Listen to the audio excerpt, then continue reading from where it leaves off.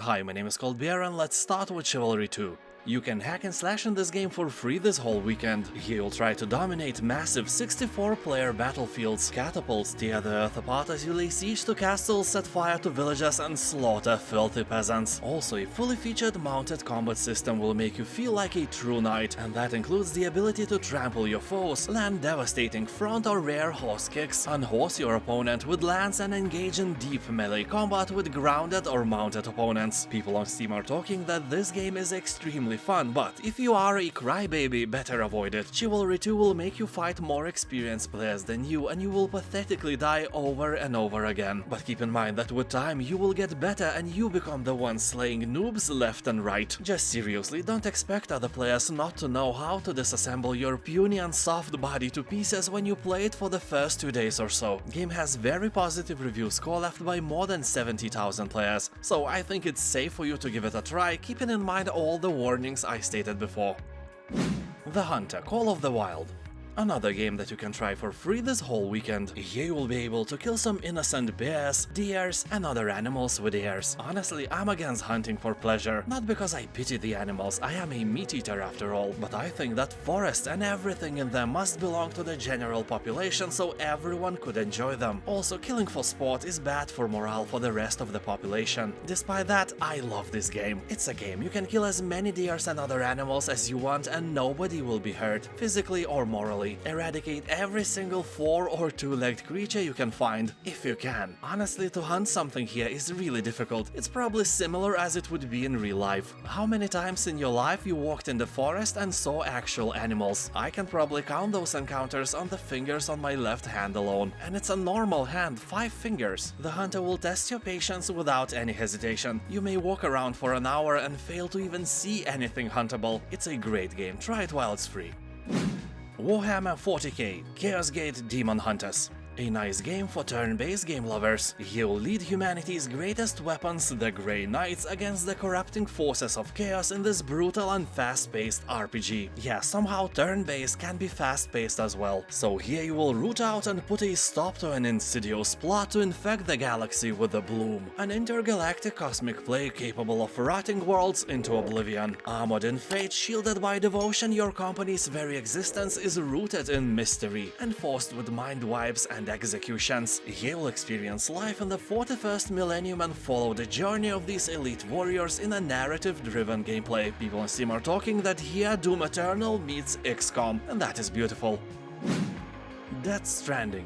Second part of Death Stranding was announced at the Game Awards today, so they are promoting the first one now. After the collapse of civilization, you must journey across a ravaged landscape crawling with weird threats to save mankind from the brink of extinction. The game is created by legendary Hideo Kojima, so brace yourself for some weirdness. The famous Danish actor Mads Mikkelsen and the Walking Dead hair model Norman Reedus gave their bodies and voices to the characters, so that alone is probably enough to catch your attention. Also, you can actually take a shit in there. Such nice details. I have bought this game for my wife because she was like, "Oh my god, this game is so weird, I like weird." That's why she's living with me, I guess, and I have watched how she plays. Death Stranding is definitely not a standard game. It really differs from almost everything I have seen, and I've seen a lot. Like even today I have seen a banana, a homeless person, 2 tiny dogs and a bowl of potato salad. Is Death Stranding anything like those things? No, honestly, it's not. Some salty guys call the game a walking simulator, but, you know, in a walking simulator you can't die, and here death is on every corner. It's even in the name of the game. My wife stopped playing it because the game became too stressful for her after some time, so keep in mind that this is not just a happy walk in a park. It's quite dark and gloomy and it will really test your nerves. Assassin's Creed Valhalla.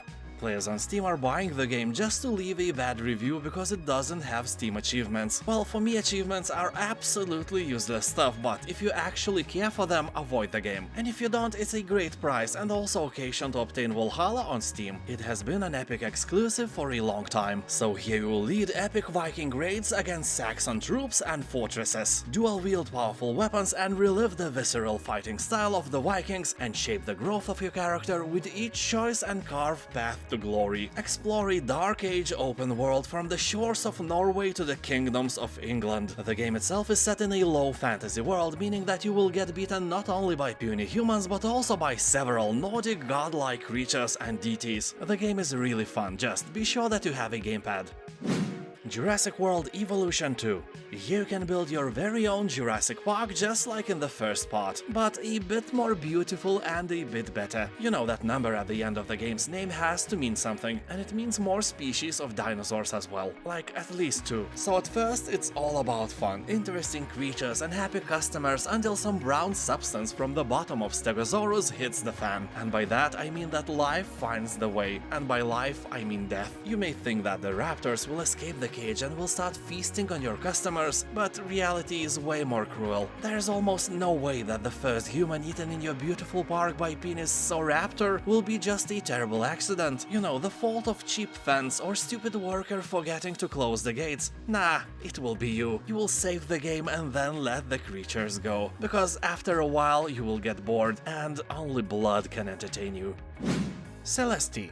This epic platformer has won the Game Awards in its category in 2018. Overwhelmingly positive reviews still decorate its Steam page, and judging by the 97% of positiveness among all time and among new reviews, it ain't going nowhere. This is a narrative-driven single-player adventure with a charming cast of characters and a touching story of a self-discovery. You will climb a massive mountain teeming with 700 screens of hardcore platforming challenges and devious secrets. If you have a nostalgic itch for platformer games, Celeste will scratch it without a doubt. And people on Steam are talking that this game will teach you how relaxing is to die over and over again. And yes, he will die more than in Dark Souls, but that is okay, your mental health is strong, right? Mental health who? I don't know, never had one, shut up. Resident Evil Village.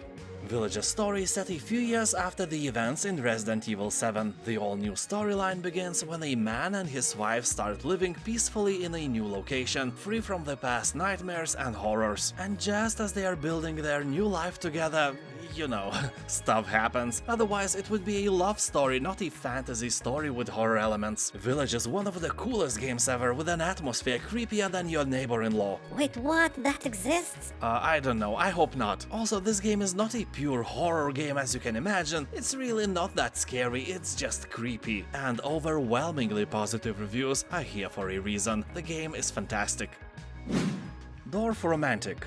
This is a relaxing building strategy and puzzle game in which you place tiles to create ever-growing, idyllic village landscapes. With Dorfromantik, you can immerse yourself in a quiet, peaceful world at any time and take a break from everyday life, which usually sucks. At the same time, the game offers a challenge for those who are looking for one. To beat the high score, you need to carefully plan and strategically place your tiles, so you again will use that tiny organ between your ears. And it's good for you to take a break from killing countless zombies, riding dragons, and hunting Bigfoot. It somehow reminds me of a tabletop game named Carcassonne. If you like that, you will love this game as well, and vice versa. And now it's the time when you subscribe. Or if you are already subscribed, hit that bell notification button. Let's be friends with benefits. Thank you for watching, have a nice day, and I'll see you next time. Bye!